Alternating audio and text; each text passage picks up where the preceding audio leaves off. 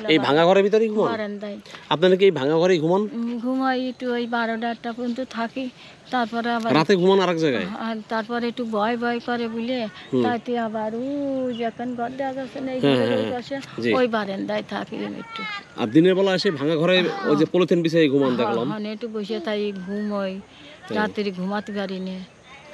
তারপর যখন একটু ঘুম আসে এই সারাদিন আপনার যে আপনার নাতি তো আপনার শ্বশুর বাড়িতে গতকালকে আসছিল না? আসছে গেছে কবে? আজকে সকালে চলে গেছে না? জি। তো তাদের শ্বশুর বাড়িতে কোনো ঝামেলা কি মানে না কোনো না সমস্যা নেই না? না না তাকে ঝামেলা সমস্যা নেই। আমি বলেছি যে বাবা যদি অন্যায় করে থাকে তার সাজা সে খাটবে। মেয়ে তো আর কিছু জানে না, মাও জানে না মেয়েও জানে না। তার মেয়ে কি বলে? মেয়ে তো আমিও যা বলতেছি মেয়ে তো তাই বলছে যে নিশি দেখেন না, নেটে দেন না। মেয়েও চাচ্ছে বাবার শাস্তি যদি অন্যায় করে থাকে। আচ্ছা, আরেকটা বিষয় সেটা হচ্ছে এই যে আপনি মানে আপনাকে বাসা করে দিবে বা থাকার জায়গা করে দিবে এরকম কেউ কি মানে আপনাকে এসে বলছে এই পর্যন্ত? বলে নাই, কেউ বলে না। সামাজিক সংগঠন থেকে অনেকে আসতেছে আপনাকে বাড়ি করে দেবে, সত্য? সত্য না কেউ কি মিথ্যা বলছে আপনার সাথে সরাসরি? এখনো কেউ বলি নেই, আর উপর শুনতেছি বলতেছে সব লোকে বলতেছে, কিন্তু আপনাকে কেউ যারা দিবে তারা আমার কেউ বলে নাই? এখনো জানাইনি, আর যারা দেবে তারা এখনো আমার কিছু বলিনি।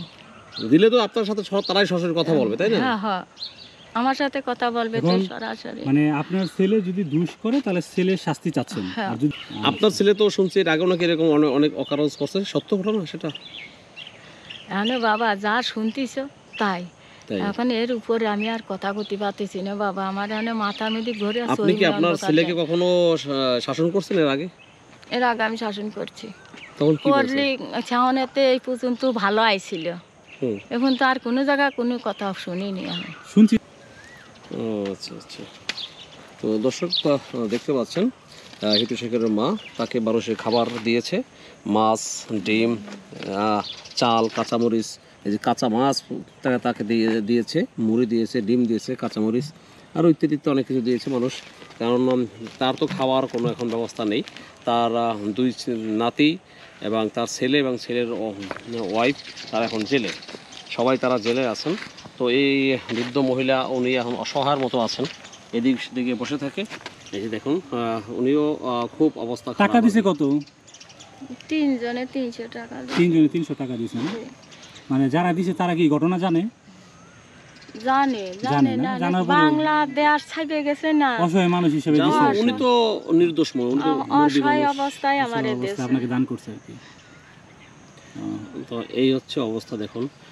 একসময় এই বৃদ্ধা মহিলার অনেক কিছু ছিল, বাড়ি ছিল, সুখের সংসার ছিল তাদের। হাত ভাঙা না? হাত ভাঙা। এটা কিভাবে হয়েছে? অ্যাক্সিডেন্ট করছিলেন? গরুতে ভাঙেছিল, এই যে গরু হাত ভেঙে পড়ে। গরু ভাঙছে? হ্যাঁ গরু বেশি ওই যে ঘর দূর করেছিল। পরে কি হাসপাতালে গেছিলেন? হাসপাতালে 3-4 মাস ছিলাম। কতদিন আগে ভাঙছে? সদর হাসপাতালে 1 বছর। আচ্ছা, আপনার কি কোনো মানে ছেলে হচ্ছে 3 জন না? জি। মেয়ে কয়জন আপনার? এক মেয়ে। একজন মেয়ে। কোথায় বিয়ে হয়েছে? বিয়ে হয়েছে কামারখালী ডুমায়। ওটা আপনার কি আসে না আপনাকে দেখার জন্য? আসে, সে মেয়ে আসে, দেখতে আসে, তার বিটার বউর সাথে গেছে। সে একা কোনো সময় আসতে পারবে না, সে আগের যুগের মেয়ে। একা আসতে পারবে না? না সে পথ ঘাটে চেনে না। আচ্ছা।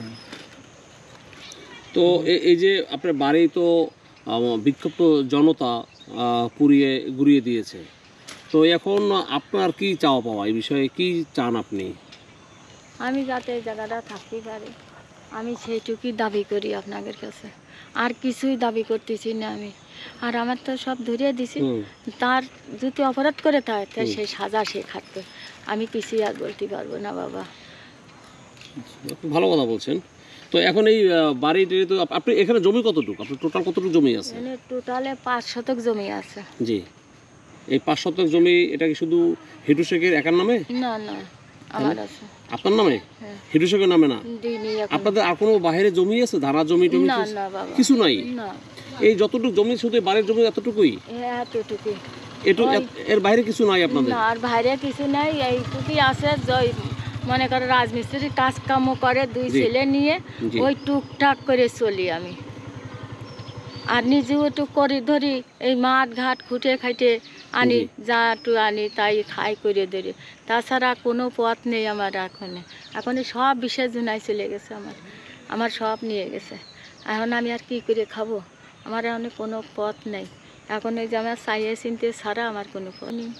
এখন একটু বসে থাকবো। আপনার কাপড় চাপড় কিছু সাথে নিয়ে বের করতে পারছিলেন নাকি? নিয়ে যে এই কাপড়খান বগলের তলে করে নিয়েছিলাম, আর একখান সাদা শাড়ি পরনেছিলাম। এই দুটো শাড়ি নিয়ে বের হয়ে গেছেন বের বাসা হয়ে থেকে? গেছি, হ্যাঁ। মানে তাহলে এই সন্তানের জন্য আপনার আজকে এই অবস্থা। এই অবস্থা বাবা, আমি